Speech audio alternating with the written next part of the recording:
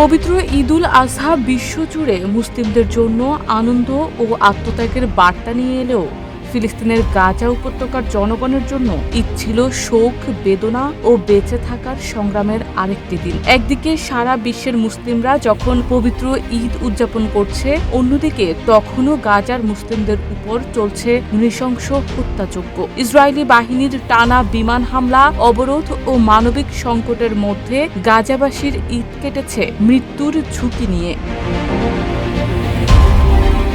মানবাধিকার সংগঠনগুলোর তথ্য অনুযায়ী ঈদের দিনেই বিমান হামলায় গাজায় নিহত হয়েছেন অন্তত ৪২ জন, আর ঈদের দ্বিতীয় দিনে নিহত হয়েছেন অন্তত ৭৫ জন। চলমান অভিযানে গাজায় এই পর্যন্ত নিহতের সংখ্যা ৫৪,৬৭৭ জন ফিলিস্তিনি এবং আহত হয়েছেন আরও ১,২৫,৫৩০ জন। সিল্কোর সিল্ক অ্যান্ড শাইন, যাতে আছে আর্গান অয়েল ও ওট প্রোটিনের গুডনেস, যা আপনার চুলকে রাখে হেলদি অ্যান্ড শাইনিং। এই নিহত এবং আহতের ৫৬% নারী ও শিশু। জাতিসংঘ ও বিভিন্ন ত্রাণ সংস্থার মতে ঈদের সময়ও হাসপাতালগুলোতে ওষুধ ও জ্বালানির তীব্র সংকট ছিল।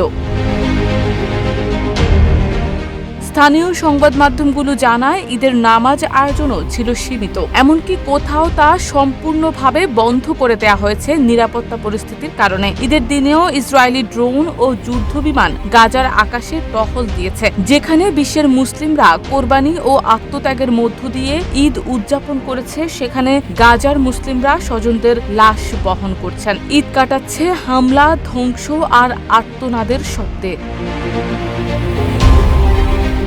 শারমিন নিশু, ঢাকা পোস্ট।